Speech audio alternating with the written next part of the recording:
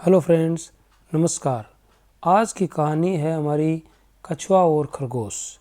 आज मैं कछुए और खरगोश की रेस से संबंधित वो कहानी सुनाने जा रहा हूँ जो आज से पहले शायद आपने नहीं सुनी होगी। ये कहानी बहुत ही प्रेरणादायक और मोटिवेशनल कहानी है।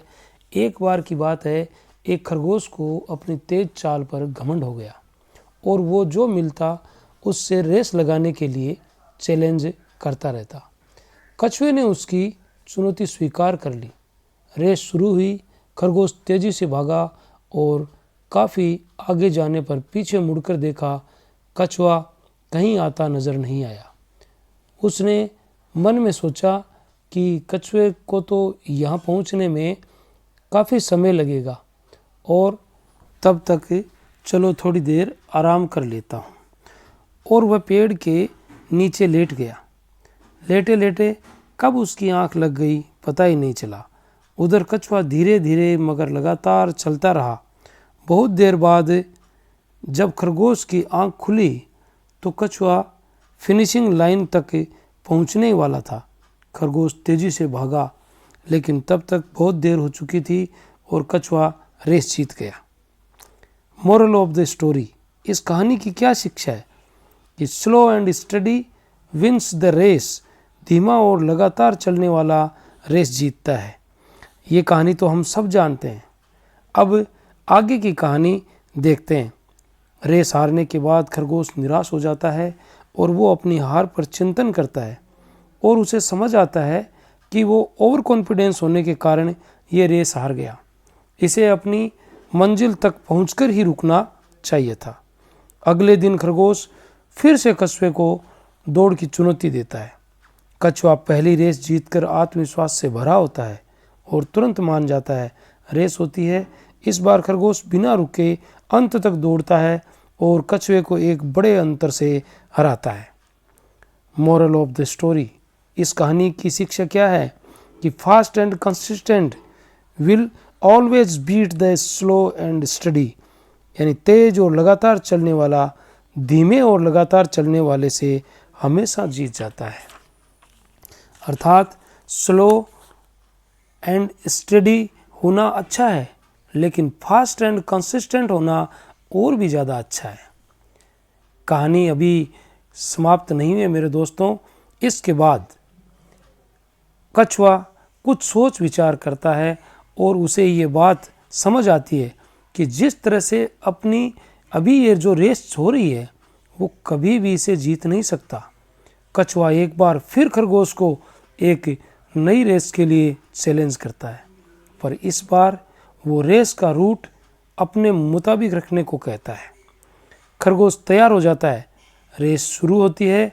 खरगोश तेजी से तय स्थान की ओर भागता है, पर उसे रास्ते में एक तेज धार वाली नदी बह रही होती है। बेचारे खरगोश को वहीं रुकना पड़ता है। कछुआ धीरे धीरे चलता हुआ वहाँ पहुँचता है, आराम से नदी पार करता है और लक्ष्य तक पहुंचकर रेस जीत जाता है। इस कहानी का मोरल क्या है? पहले अपनी स्ट्रेंथ को जानो और उसके मुताबिक काम करो, जीत जरूर मिलेगी। कहानी अभी भी खत्म नहीं हुई है बच्चों। कहानी में फिर ट्विस्ट है। इतनी रेस करने के बाद अब कछुआ व खरगोश अच्छे दोस्त बन चुके होते हैं।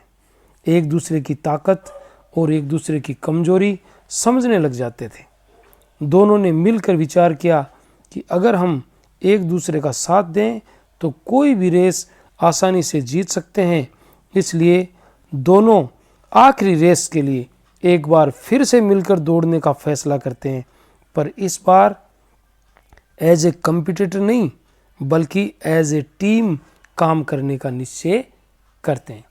दोनों स्टार्टिंग लाइन पर खड़े हो गए और गो सेट गो एंड तुरंत ही खरगोश ने कछुए को ऊपर उठा लिया और तेजी से दौड़ने लगा। दोनों जल्द ही नदी के किनारे पर पहुंच गए। अब कछुए की बारी थी। कछुए ने खरगोश को अपनी पीठ पर बैठाया और दोनों आराम से नदी पार कर गए। और अब एक बार फिर खरगोश ने कछुए को उठा लिया और फिनिशिंग लाइन की ओर दौड़ पड़ा और दोनों ने साथ मिलकर के रिकॉर्ड टाइम में रेस को पूरा कर लिया। दोनों बहुत खुश थे। आज से पहले कोई रेस जीतकर उन्हें इतनी खुशी नहीं मिली थी। Moral of the story, the team work is always better than individual performance. Team work हमेशा व्यक्तिगत प्रदर्शन से बेहतर होता है।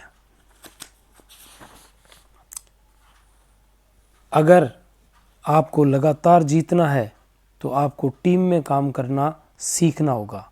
आपको अपनी काबिलियत के अलावा दूसरों की ताकत को भी समझना होगा और जब जैसी सिचुएशन हो उसके हिसाब से टीम की स्ट्रेंथ को यूज करना होगा। इस कहानी से भी यही सीख मिलती है कि सीखने की ज़रूरत यह है कि खरगोश और कछुआ दोनों ही अपनी हार से निराश होकर के नहीं बैठे, बल्कि उन्होंने अपनी स्थिति को समझने की कोशिश की और अपने आप को नई चुनौती के लिए तैयार किया।